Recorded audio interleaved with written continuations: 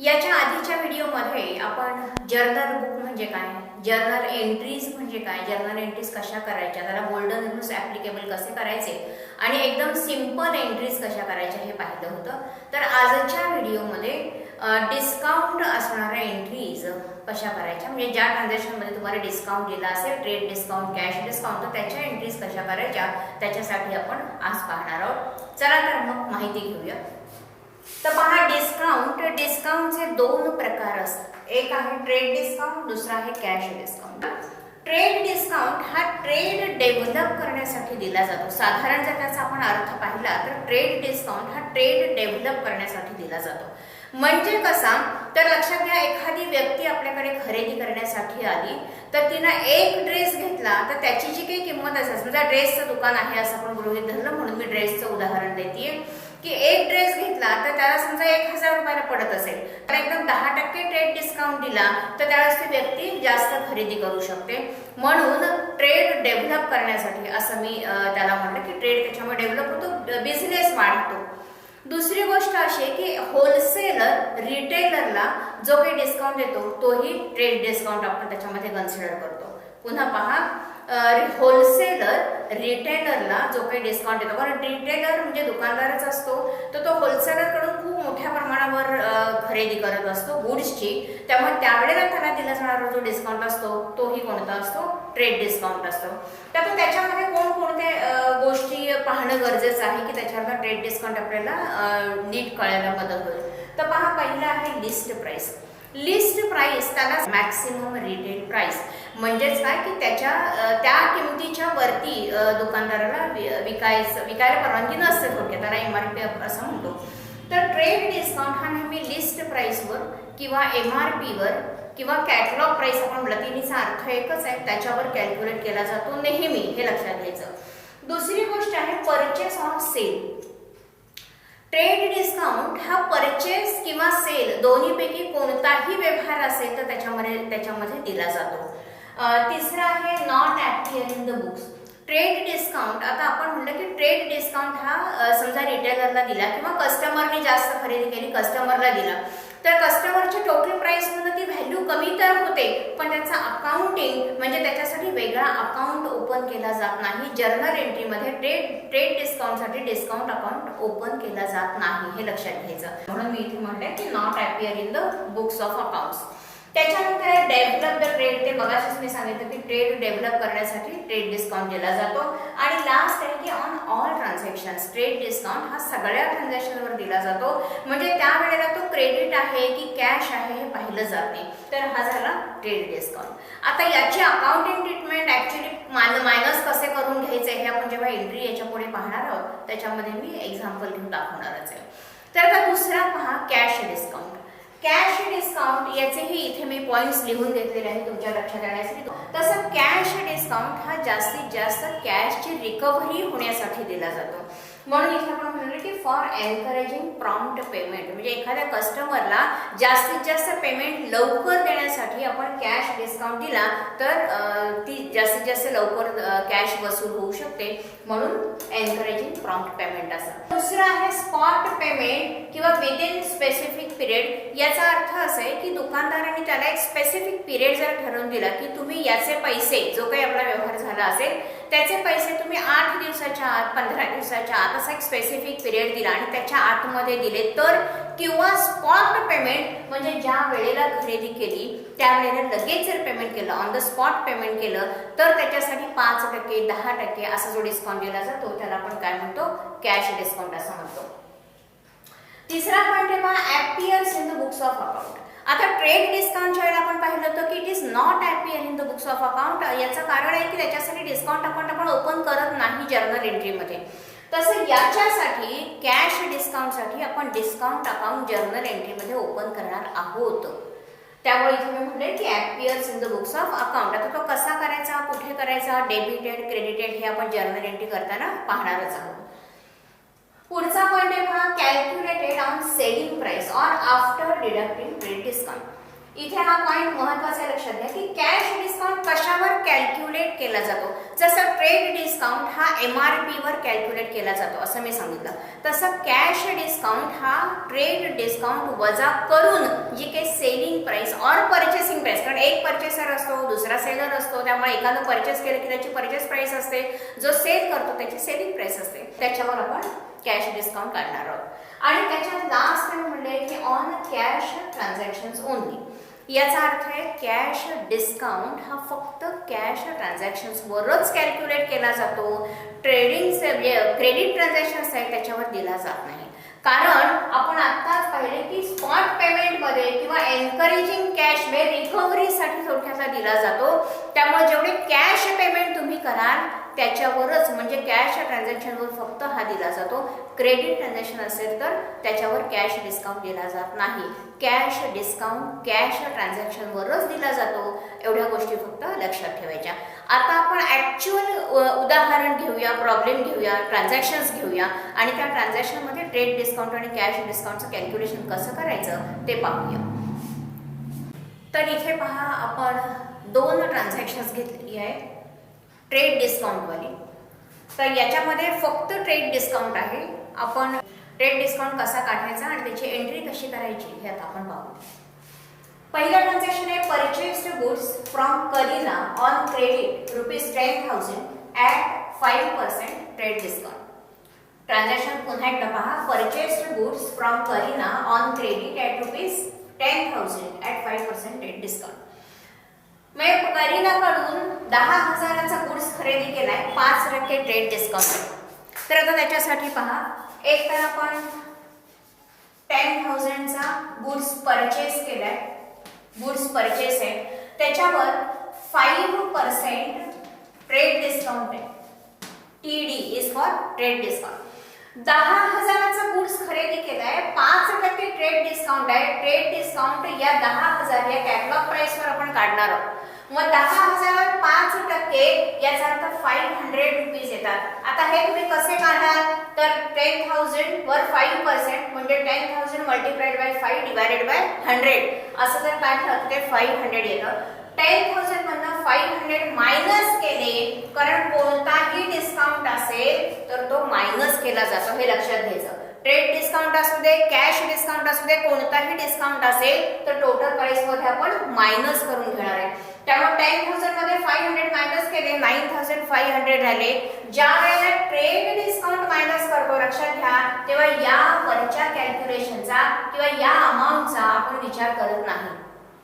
त्यामुळं परचेसेस 10,000च्या ऐवजी 9,500चे राहिले.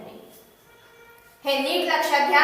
ज्या ज्या वेळेला आपण ट्रेड डिस्काउंट मायनस करतो, फक्त ट्रेड डिस्काउंट, कॅश डिस्काउंट नाही, ट्रेड डिस्काउंट जेव्हा आपण मायनस करतो तेव्हा परचेस प्राइस जी वरची तुमची मूळ गणितामध्ये दिलेली असेल त्यातून ट्रेड डिस्काउंट मायनस केल्यावर जी काही अमाउंट येणार आहे तेवढ्या रुपयाचा परचेसेस किंवा सेल असणार आहे, वरची अमाउंट त्याच्यातून निग्लेक्ट करायची, त्याचा विचार पुन्हा केला जाणार नाही. मग आता याच्यामध्ये परचेसेस अकाउंटला 9,500 येतील आणि अकाउंट 2 कुठले येणार आहेत पहा. एक तर परचेसेससाठी आपण परचेस अकाउंट काढलाय, कारण आपल्या मागच्या व्हिडिओमध्ये आपण पाहिलंय की गुड्स परचेस केलं तर परचेसेस अकाउंट काढतो, गुड्स सोल्ड केला असेल तर सेल्स अकाउंट काढतो. इथे गुड्स परचेस आहे त्यामुळे मी परचेस अकाउंट पहिला काढला आणि दुसरा ऑन क्रेडिट आहे. क्रेडिट आहे याचा अर्थ पार्टी अकाउंट निघतो, त्याच्यामध्ये कॅश ट्रान्झॅक्शन मध्ये कॅश अकाउंट निघतो आणि क्रेडिट ट्रान्झॅक्शन मध्ये पार्टी अकाउंट निघतो. हे आपण यापूर्वी पाहिलेलं आहे. त्यामुळे 2 अकाउंट आपल्याला मिळाले, एक मिळाला करीना अकाउंट, दुसरा मिळाला परचेसेस अकाउंट. फक्त अमाउंट किती घ्यायची, 10,000च्या ऐवजी आम्ही 9,500 ही अमाउंट घेणार आहे आणि एंट्री करणार आहे. मग आता याची एंट्री कशी होईल पहा.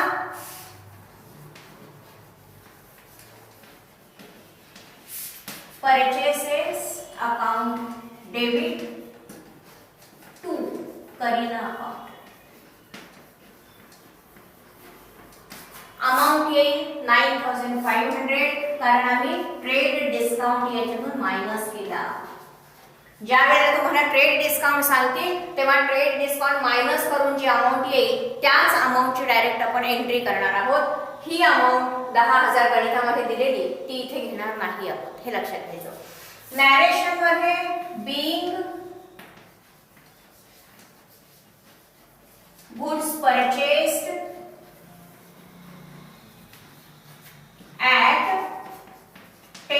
5% TD. It means trade discount. Trade discount, cash discount, in full settlement on behalf of ही जी काही स्पेसिफिकेशन्स दिलेली असतील ती आपल्याला नॅरेशन मध्ये लिहावी लागतील. म्हणून मी इथे फक्त 5% TD म्हणजे ट्रेड डिस्काउंट असं लिहिलं. तर ही झाली या पहिल्या ट्रान्झॅक्शनची जर्नल एंट्री. आता दुसरं ट्रान्झॅक्शन पाहूया. दुसरं ट्रान्झॅक्शन सेल्सचं आहे पहा. Sold goods to Priyanka ₹20,000 at 10% trade discount. याचा अर्थ प्रियांकाला 20,000चा गुड सोल्ड केलाय, 10% ट्रेड डिस्काउंट आहे. त्याचं सेम कॅल्क्युलेशन इथं करून घेऊया. इथे अमाउंट आहे 20,000 आणि सेल अकाउंट येणार आहे सोल्डचा. कारण याच्यामध्ये दोन अकाउंट पुन्हा कुठले निघणार आहे बघा. एक तर गुड सोल्ड आहे म्हणजे त्याच्यासाठी सेल्स अकाउंट आपण काढतो असं आत्ताच पाहिलं. आणि हा उधारीचा व्यवहार आहे म्हणजे त्याच्यामध्ये प्रियांका अकाउंट आहे. आता या ट्रान्झॅक्शन मध्ये ऑन क्रेडिट म्हणलेलं नाही, पण आपला रूल आहे की ट्रान्झॅक्शन मध्ये जर पार्टीचं नाव दिलेलं असेल आणि पार्टीला किंवा पार्टीकडून पैसे आलेले स्पेसिफिकली सांगितलेले नसतील तर तो उधारीचा व्यवहार आहे असं आपण कन्सिडर करतो. हे मागच्या व्हिडिओमध्ये आपण ऑलरेडी शिकलेलो आहोत. तर आता इथे आपल्याला हा उधारीचा असल्यामुळे एक पार्टी अकाउंट निघेल, दुसरा गुड्स सोल्ड आहे त्याच्यासाठी सेल्स अकाउंट निघेल. मग सेल्स अकाउंट किती रुपयाचा निघणार आहे तर 20,000चा गुड्स सोल्ड आहे, पण त्याच्यावर आपल्याला 10% ट्रेड डिस्काउंट दिलाय. 10% TD. आता ट्रेड डिस्काउंट याच्या 10% म्हणजे 2,000 येणार आहे. इथेही परत आपण तेच करू शकतो. 20,000 मल्टिप्लाइड बाय 10 डिवाइडेड बाय 100 असं केल्यावर तुम्हाला 2,000 येईल. ट्रेड डिस्काउंट किंवा कॅश डिस्काउंट कुठलाही डिस्काउंट असेल तर आपण मायनसच करतो. सो 20 मधून 2,000 मायनस केले 18,000 आले. त्यामुळे हे ट्रान्झॅक्शन आपलं ही अमाउंट ऍक्च्युली कॅन्सल होईल आणि हा जो सेल्स अकाउंट आहे तो इथे 18,000 नाही. म्हणजे आपली एंट्री काय होणार आहे रेग्युलर एंट्री सेल्सची होईल पण त्याला अमाउंट येईल 18,000. 20,000 येणार नाही कारण आपण त्याच्यातून ट्रेड डिस्काउंट मायनस केला. मग आता याची एंट्री काय होईल पहा.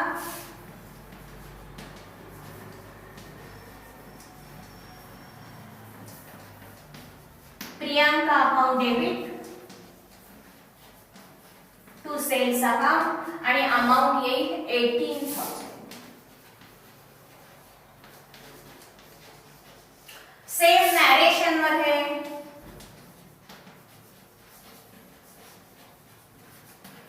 being goods sold at 10% trade discount. That's all. हे झाले या दोन ट्रान्झॅक्शनचं. आता ज्या गणितामध्ये कॅश डिस्काउंट आहे त्याचं कॅल्क्युलेशन कसं करायचं किंवा त्याची जर्नल एंट्री कशी करायची ते आता पाहूया. आता इथे पहा दोन ट्रान्झॅक्शन्स आपण घेतलेली आहेत. दोन्ही एक परचेसेस आहे एक सेल्स आहे. मगाशी आपण परचेस आणि सेल्स घेतलं होतं पण तेव्हा ट्रेड डिस्काउंटच्या अकाउंटिंग ट्रीटमेंट्स काय होतात ते पाहिलं. आता इथे आपण कॅश डिस्काउंटच्या अकाउंटिंग ट्रीटमेंट्स काय होतात ते पाहणार आहोत.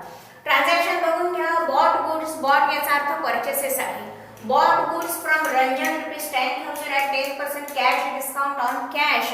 याचा अर्थ हे ट्रान्झॅक्शन कॅश आहे त्याच्यावर 10% कॅश डिस्काउंट आहे. दुसरा आहे sold goods to Kiran ₹30,000 at 10% cash discount for cash. याचा अर्थ याच्यामध्ये या दोनही वाक्यामध्ये पार्टीचं नाव आहे आणि फॉर कॅश किंवा ऑन कॅश असं सांगितलेलं आहे. म्हणजे ही दोन्ही ट्रान्झॅक्शन्स कॅश ट्रान्झॅक्शन्स आहेत त्यामुळे याच्यावर कॅश डिस्काउंट दिला जातो. आपण याचं अकाउंटिंग कसं करूया बघा. मगाशी आपण ट्रेड डिस्काउंटचं जेव्हा अकाउंटिंग ट्रीटमेंट घेतली तेव्हा त्यातनं ट्रेड डिस्काउंट वजा केल्यावर वरची अमाऊंट आहे ती आपण कन्सिडर करायची नाही असं पाहिलं. पण कॅश डिस्काउंटला असं होत नाही तर कसं करायचं पहा. पहिल्यांदा पहिलं ट्रान्झॅक्शन घेऊया. 10,000 रुपीज परचेसेस आहे. त्याच्यानंतर त्याच्यात कॅश डिस्काउंट आहे तो 10% आहे.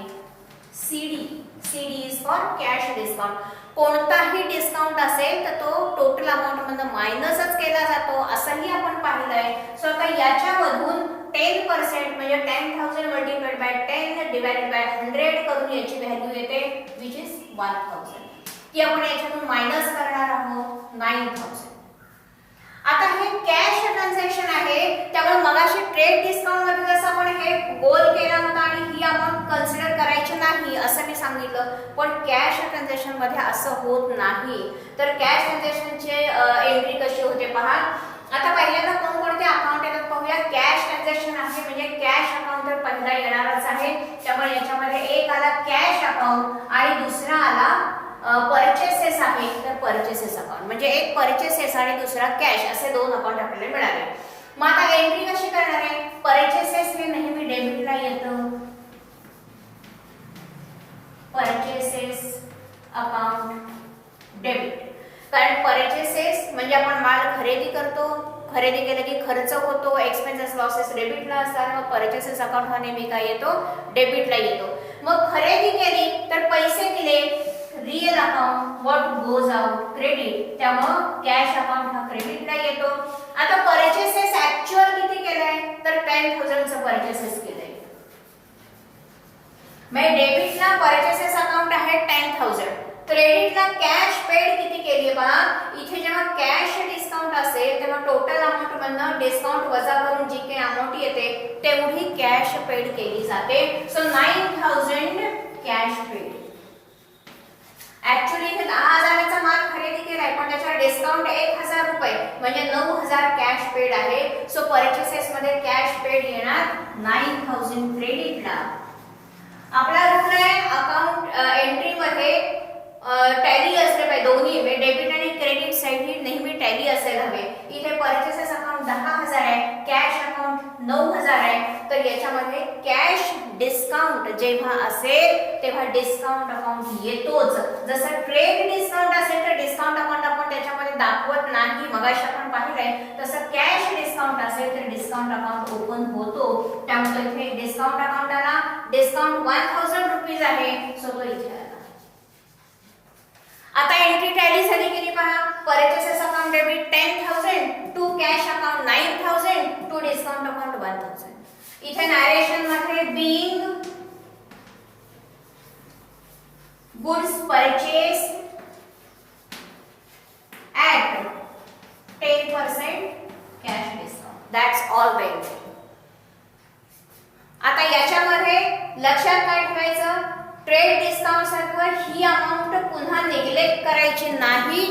तर गणितामध्ये तुम्ही जेव्हा जर्नल एंट्री कराल तेव्हा टोटल अमाउंट जी असेल परचेसेसची किंवा सेल्सची तेवढ्याच अमाउंटची एंट्री होणार आहे आणि त्याच्यामध्ये पैसे गेले किती किंवा आले किती. तर सेल्स व्यवहार असेल तर पैसे रिसिव्ड असतील, परचेसेस कॅश पेड असेल.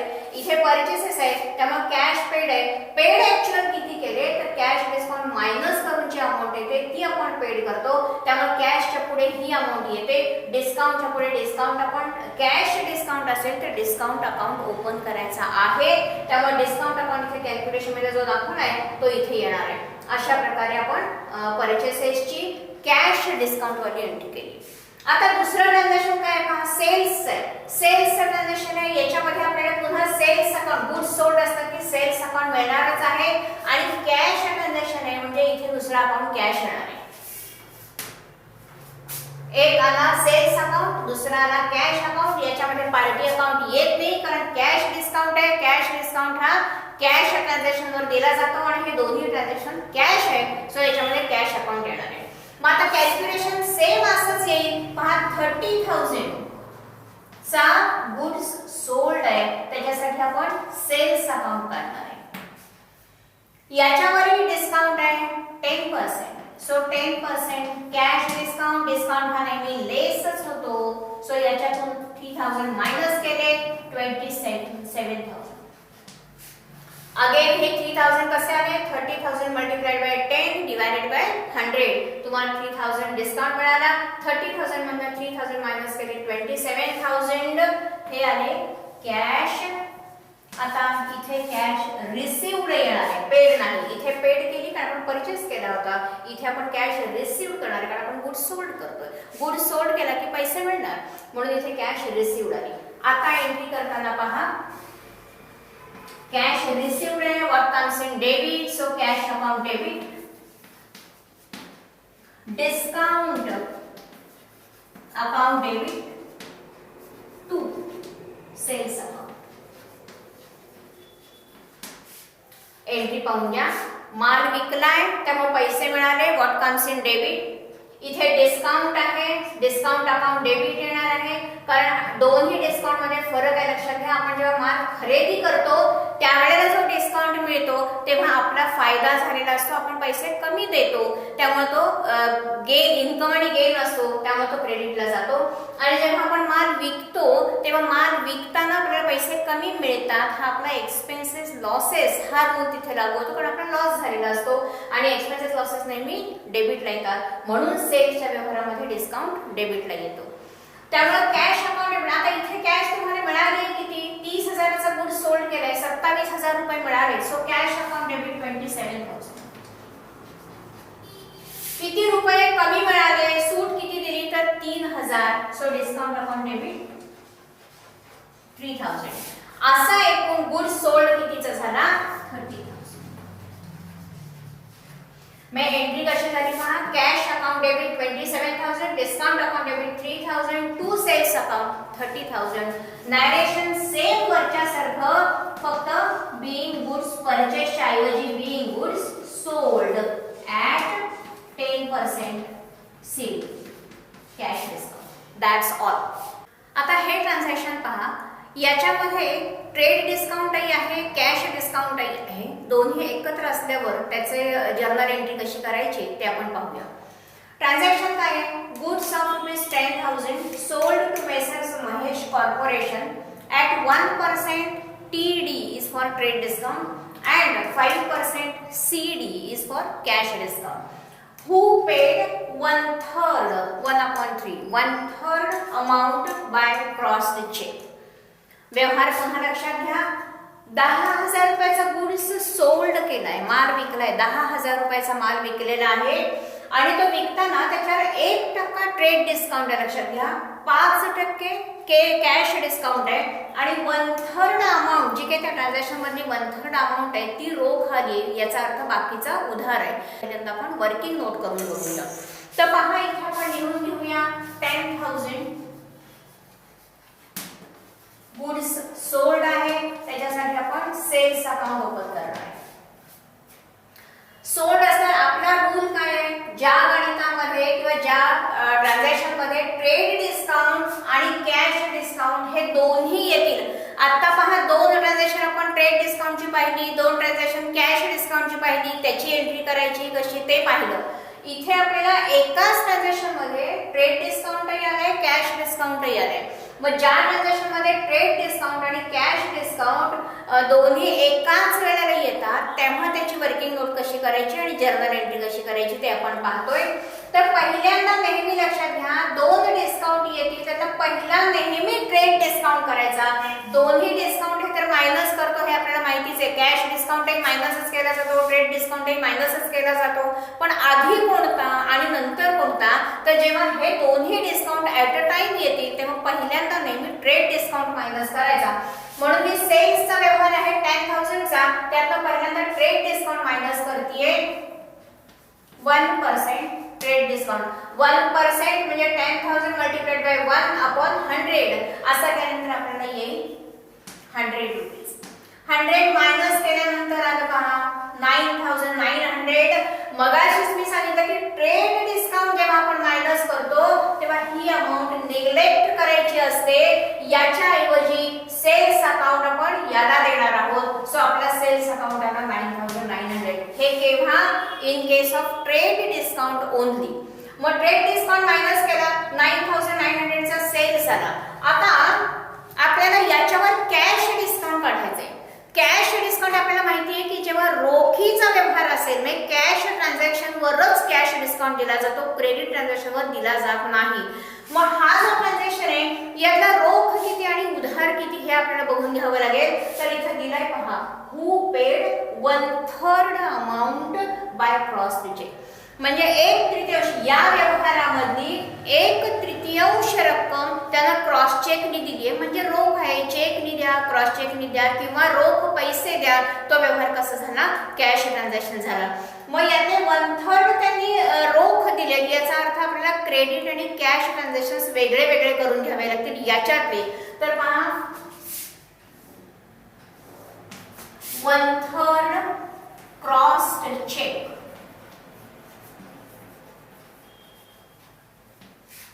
म्हणजे हा कॅश ट्रान्झॅक्शन आहे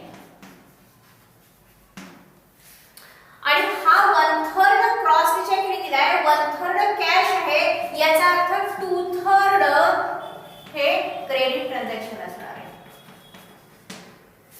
जेव्हा 1/3 क्रॉस चेक नि मिळाले, कॅश नि मिळाले, चेक नि मिळाले, त्याचा विचार इथं करू नका. 1/3 अमाऊंट मिळाली आहे म्हणजे 1/3 कॅश ट्रान्झॅक्शन आहे, याचा अर्थ 2/3 म्हणजे उरलेली ही क्रेडिट ट्रान्झॅक्शन आहे.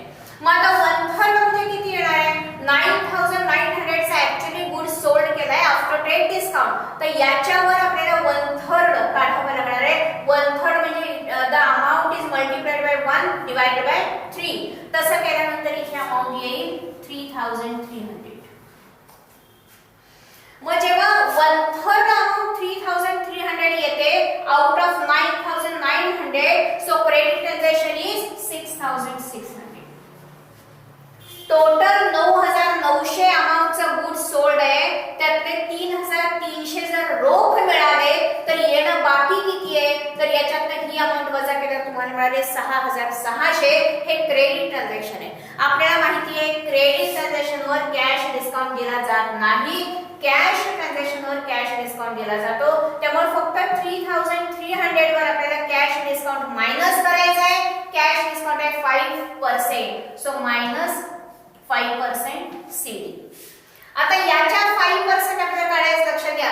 3300 च्या 5% आपल्याला अमाउंट काढायची आहे, म्हणजे 3300 मल्टिप्लाइड बाय 5 डिवाइडेड बाय 100 असं केलं तर अमाउंट येते 165. 3300 मल्टिप्लाइड बाय 5 डिवाइडेड बाय 100 असं केलं तर अमाउंट किती येते? 165. ती जर मायनस केली तर 3135 ही अमाउंट आपल्याला मिळते. 3135. मी पुन्हा एकदा कॅल्क्युलेशन बघूया. ही वर्किंग नोट आपली कंप्लीट झालेली आहे.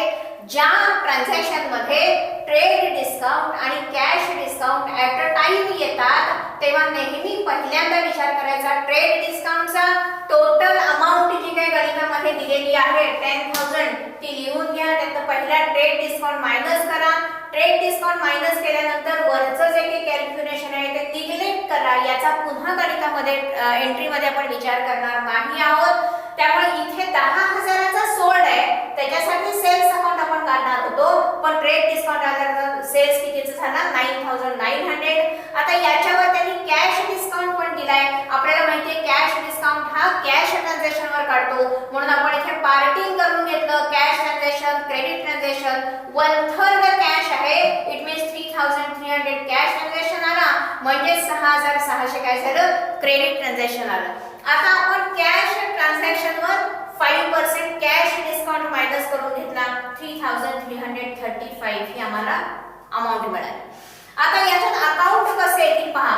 हे तर आपण निग्लेक्ट केले. सेल्स अकाउंट हा पहिला आला. दुसरा क्रेडिट ट्रान्झॅक्शन साठी कुठली पार्टी आहे त्याचा अकाउंट येणार आहे, म्हणजे मेसर्स महेश कॉर्पोरेशन हा दुसरा अकाउंट आला. कॅश ट्रान्झॅक्शन साठी 3135 रुपये आपल्याला क्रॉस चेक नि मिळाले आणि कॅश डिस्काउंट 165 आहे. कॅश डिस्काउंट साठी डिस्काउंट अकाउंट आपण ओपन करतो, ट्रेड डिस्काउंट साठी करत नाही. त्यामुळे याच्यासाठी एक अकाउंट आला डिस्काउंट अकाउंट आणि 3135 ही अमाउंट रिसीव्ड आहे by cross cheque. Cross cheque receive झाल्यावर बँक अकाउंट येतो. आपण एका मागच्या व्हिडिओमध्ये चेकचे रूल्स मी सांगितलेले. सो क्रॉस चेक मिळाला म्हणून बँक अकाउंट आला 3135. क्रॉस चेकच्या रूल्स साठी याच्या आधीचा माझा एक व्हिडिओ आहे, तुम्ही बघून घ्या. त्याच्यामध्ये मी सगळे रूल्स सांगितलेले आहेत. शिवाय डिस्काउंट अकाउंट ओपन केला 165 हा कॅश डिस्काउंट आहे, म्हणून पार्टी अकाउंट ओपन केला, क्रेडिट ट्रान्झॅक्शन आहे म्हणून, आणि सेल्स अकाउंट ओपन केला 9900 आफ्टर डिडक्टिंग ट्रेड डिस्काउंट. आता याची एंट्री कशी येईल पहा. उधारीसाठी पहिल्यांदा करून घेऊया. Mahesh corporation account debit. Mahesh कॉर्पोरेशनचे किती आले 6600. त्याच्यानंतर क्रॉस चेक रिसीव्ड आहे, गुड सोल्ड केलाय, क्रॉस चेक रिसीव्ड आहे.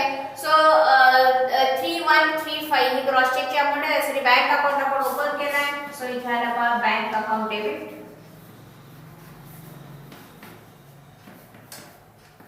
3135. डिस्काउंट अकाउंट हा कॅश डिस्काउंट आहे, त्याच्यासाठी डिस्काउंट अकाउंट आपण ओपन करतो. डिस्काउंट अकाउंट डेबिट तो आहे 165. असे एकूण सेल्सचा व्यवहार झाला. To sales account 9900. Being narration मध्ये दोन्ही डिस्काउंट यायला पाहिजे. Being good sold at 1% trade discount and 5% cash discount. That's all the entry. पहा, आज आपण ट्रेड डिस्काउंट म्हणजे काय, कॅश डिस्काउंट म्हणजे काय हे समजून घेतलं. ट्रेड डिस्काउंटचे ट्रान्झॅक्शन्स वेगळे घेतले, कॅश डिस्काउंटचे ट्रान्झॅक्शन्स वेगळे घेतले. शिवाय कॅश आणि trade discount at a time transaction मध्ये आलं तर त्याच्या एंट्रीज कशा घ्यायच्या हेही आपण पाहिलं. तर तुम्हाला समजलं असेल, सोपं आहे कॅल्क्युलेशन.